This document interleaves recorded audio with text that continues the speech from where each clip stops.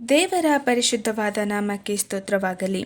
ಶನಿವಾರದ ಕಥಾ ಸಮಯಕ್ಕೆ ನಿಮ್ಮೆಲ್ಲರನ್ನು ಯೇಸು ಕ್ರಿಸ್ತನ ಹೆಸರಿನಲ್ಲಿ ಆಹ್ವಾನಿಸುತ್ತೇನೆ. ಈ ದಿನದ ಕಥಾಭಾಗವಾಗಿ ಫ್ಯಾನಿ ಜೇನ್ ಬಟ್ಲರ್ ಕುರಿತು ನಾವು ನೋಡೋಣ. ಈ ದಿನಮಾನಗಳಲ್ಲಿ ಇರುವ ಅನಾರೋಗ್ಯಗಳಿಗಿಂತ ಹೆಚ್ಚಿನ ವೈದ್ಯಕೀಯ ಸವಲತ್ತುಗಳನ್ನು ನಾವು ನೋಡುತ್ತೇವೆ. ಆದರೆ ಹಿಂದಿನ ದಿನಮಾನಗಳಲ್ಲಿ ವೈದ್ಯಕೀಯ ರಂಗವು ಹೆಚ್ಚಿನದಾಗಿ ಅಭಿವೃದ್ಧಿ ಹೊಂದಿರಲಿಲ್ಲ. ಆದುದರಿಂದ ಮಹಿಳೆಯರಿಗೆ ವೈದ್ಯಕೀಯ ಸವಲತ್ತುಗಳು ಸಿಗುವುದು ತುಂಬ ದೂರದ ಮಾತಾಗಿತ್ತು. Fanny Jane Butler London School of ಮೆಡಿಸಿನ್ನಲ್ಲಿ ಅವರ ತರಗತಿಯಲ್ಲಿ ಮೊದಲ ಮಹಿಳೆಯಾಗಿದ್ದರು ಹಾಗೂ ಅವರು ಭಾರತಕ್ಕೆ ಪ್ರಯಾಣಿಸಿದ ಮೊದಲ ಮಹಿಳಾ ವೈದ್ಯರಲ್ಲಿ ಒಬ್ಬರಾಗಿದ್ದರು. ಮತ್ತು ಈ ಹಿಂದೆ ಯಾವುದೇ ವೈದ್ಯಕೀಯ ಸೌಲಭ್ಯಗಳು ಇಲ್ಲದ ವೈದ್ಯಕೀಯ ಡಿಸ್ಪೆನ್ಸರಿಗಳನ್ನು ತೆರೆದು 7 ವರ್ಷಗಳನ್ನು ಕಳೆದರು. ಬಟ್ಲರ್ ಭಾರತೀಯ ಮಹಿಳೆಯರಿಗೆ ಅತ್ಯಗತ್ಯ ವೈದ್ಯಕೀಯ ಆರೈಕೆಯನ್ನು ಒದಗಿಸಿದರು. ಅವರಿಗೆ ಕಡಿಮೆ ಆರೈಕೆ ಲಭ್ಯವಿತ್ತು. ಅವರು ಜಾನ್ ಬಿಷಪ್ ಸ್ಮಾರಕ ಆಸ್ಪತ್ರೆಯ ಕಟ್ಟಡವನ್ನು ಪ್ರಾರಂಭಿಸಿದರು. ಇದು ಅವರ ಮರಣದ ನಂತರ ಪೂರ್ಣಗೊಂಡಿತು ಮತ್ತು ಭಾರತದ ಶ್ರೀನಗರದಲ್ಲಿ ಮೊದಲ ಆಸ್ಪತ್ರೆಯಾಗಿತ್ತು. ಇಂದು ಜಾನ್ ಬಿಷಪ್ ಸ್ಮಾರಕ ಆಸ್ಪತ್ರೆಯು ಕಾಶ್ಮೀರದ ಅನಂತ್ನಾಗ್ನಲ್ಲಿ ಇದೆ ಮತ್ತು ದಿನಕ್ಕೆ 100ಕ್ಕೂ ಹೆಚ್ಚು ಗರ್ಭಿಣಿಯರಿಗೆ ಆರೈಕೆಯನ್ನು ಒದಗಿಸುತ್ತದೆ ಮತ್ತು ಪ್ರತಿದಿನ 25 ರಿಂದ 50 ಶಿಶುಗಳಿಗೆ ಜನ್ಮ ನೀಡುತ್ತದೆ. ಬಟ್ಲರ್ ಅಕ್ಟೋಬರ್ 5, 1850ರಂದು ಲಂಡನ್ನ ಚೆಲ್ಸಿಯಲ್ಲಿ ಜನಿಸಿದರು. ಅವರು ತನ್ನ ಸಹೋದರಿಯಿಂದ ಅನೌಪಚಾರಿಕ ಶಿಕ್ಷಣವನ್ನು ಪಡೆದರು ಮತ್ತು ನಂತರ 15ನೇ ವಯಸ್ಸಿನಲ್ಲಿ ವೆಸ್ಟ್ ಲಂಡನ್ ಕಾಲೇಜಿನಲ್ಲಿ 1 ವರ್ಷಕ್ಕೆ ವ್ಯಾಸಂಗ ಮಾಡಿದರು. 1877ರಲ್ಲಿ ಅವರು ತನ್ನ ಸಹೋದರಿಯನ್ನು ನೋಡಿಕೊಳ್ಳಲು ಬರ್ಮಿಂಗ್ಹ್ಯಾಮ್ಗೆ ಪ್ರಯಾಣ ಮಾಡಿದರು. ಅಲ್ಲಿ ಅವರು ಸ್ಕಾಟಿಷ್ ವೈದ್ಯಕೀಯ ಮಿಷನರಿಯಿಂದ ಮಹಿಳಾ ವೈದ್ಯರನ್ನು ಭಾರತಕ್ಕೆ ಪ್ರಯಾಣಿಸಲು ಕೇಳುವ ಲೇಖನವನ್ನು ನೋಡಿದರು.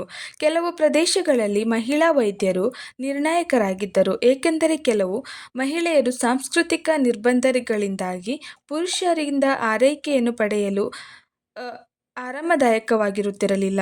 1874ರಲ್ಲಿ ಆಕೆಯನ್ನು ಭಾರತೀಯ ಸ್ತ್ರೀ ಸಾಮಾನ್ಯ ಶಾಲೆ ಮತ್ತು ಸೂಚನಾ ಸೊಸೈಟಿಗೆ ಸ್ವೀಕರಿಸಲಾಯಿತು, ಇದು ಪಂಗಡವಲ್ಲದ ಮಿಷನರಿ ಗುಂಪು. ಅದೇ ವರ್ಷದ ನಂತರ London School of Medicine for women ಆಕೆಯನ್ನು ಪ್ರಥಮ ದರ್ಜೆಗೆ ಸ್ವೀಕರಿಸಲಾಯಿತು. ಬಟ್ಲರ್ 1879ರಲ್ಲಿ ರೋಗಶಾಸ್ತ್ರದ ಬಹುಮಾನವನ್ನು ಮತ್ತು 1880ರಲ್ಲಿ ಅಂಗರಚನಾಶಾಸ್ತ್ರಕ್ಕೆ ಬಹುಮಾನವನ್ನು ಪಡೆದರು. 1880ರ ಹೊತ್ತಿಗೆ ಅವರು ಭಾರತಕ್ಕೆ ಪ್ರಯಾಣಿಸಲು ಸಿದ್ಧರಾಗಿದ್ದರು.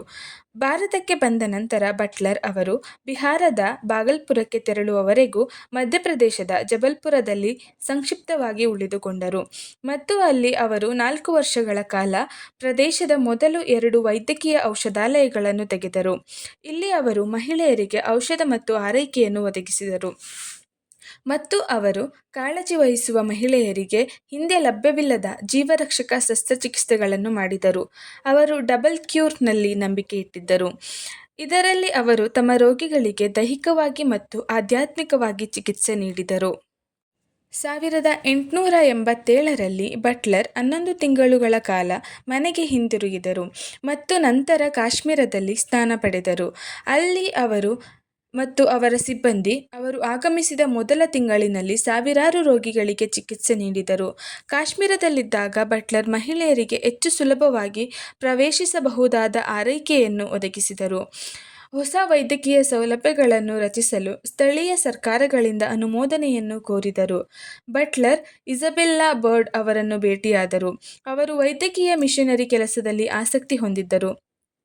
ಬರ್ಡ್ ಧನ ಸಹಾಯವನ್ನು ಒದಗಿಸಿದರು ಮತ್ತು ಬಟ್ಲರ್ 1889ರಲ್ಲಿ ಜಾನ್ ಬಿಷಪ್ ಸ್ಮಾರಕ ಆಸ್ಪತ್ರೆಯನ್ನು ಸ್ಥಾಪಿಸಿದರು. ಇದು ಈಗ ಅನಂತ್ನಾಗ್ನಲ್ಲಿ ಇದೆ ಮತ್ತು ರೋಗಿಗಳಿಗೆ ತರಬೇತಿ ಮತ್ತು ದಾದಿಯರಿಗೆ ಸಕ್ರಿಯವಾಗಿ ಚಿಕಿತ್ಸೆ ನೀಡುತ್ತಿದೆ. ಫ್ಯಾನಿ ಜೇನ್ ಬಟ್ಲರ್ ಕಾಶ್ಮೀರದಲ್ಲಿ ಕೆಲಸ ಮಾಡುವಾಗ ಅನಾರೋಗ್ಯಕ್ಕೆ ಒಳಗಾದರು ಮತ್ತು ಅಕ್ಟೋಬರ್ 26, 1889ರಂದು ನಿಧನರಾದರು. ವೈದ್ಯಕೀಯ ಕ್ಷೇತ್ರದಲ್ಲಿ ಆರಂಭಿಕವಾಗಿ ನಾಯಕಿಯಾಗಿ ಅವರ ಪರಂಪರೆಯು London School of Medicine for ವುಮೆನ್ನಲ್ಲಿ ಅವರ ಹೆಸರಿನಲ್ಲಿ ವಿದ್ಯಾರ್ಥಿ ವೇತನವನ್ನು ನೀಡುತ್ತಿದೆ. ಹೀಗೆ ಫ್ಯಾನಿ ಅವರ ಜೀವಿತವನ್ನು ನಾವು ನೋಡುವುದಾದರೆ ಅವರು ಕ್ರಿಸ್ತನ ಒಂದು ಸುವಾರ್ತೆಯನ್ನು ಸಾರಲು ಒಂದು ಉತ್ತಮ ಮಾರ್ಗವನ್ನು ಅವರು ಆಯ್ಕೆ ಮಾಡಿಕೊಂಡಿದ್ದರು. ಹಾಗೆಯೇ ನಾವು ನಮ್ಮ ಜೀವಿತದಲ್ಲಿ ದಿನನಿತ್ಯ ಅನೇಕರನ್ನು ನಾವು ಭೇಟಿ ಮಾಡುತ್ತೇವೆ. ಯೇಸು ಕ್ರಿಸ್ತನ ಕುರಿತು ಅವರಿಗೆ ಹೇಳುವುದಾದರೆ ಅವರು ಕೂಡ ಆತ್ಮಿಕ ಆರೋಗ್ಯವನ್ನು ಹೊಂದಲು ಸಹಾಯವಾಗುತ್ತದೆ. ಪಾಪದ ಜೀವಿತದಿಂದ ಅವರು ಹೊರಬರಲು ಸಹಾಯವಾಗುತ್ತದೆ.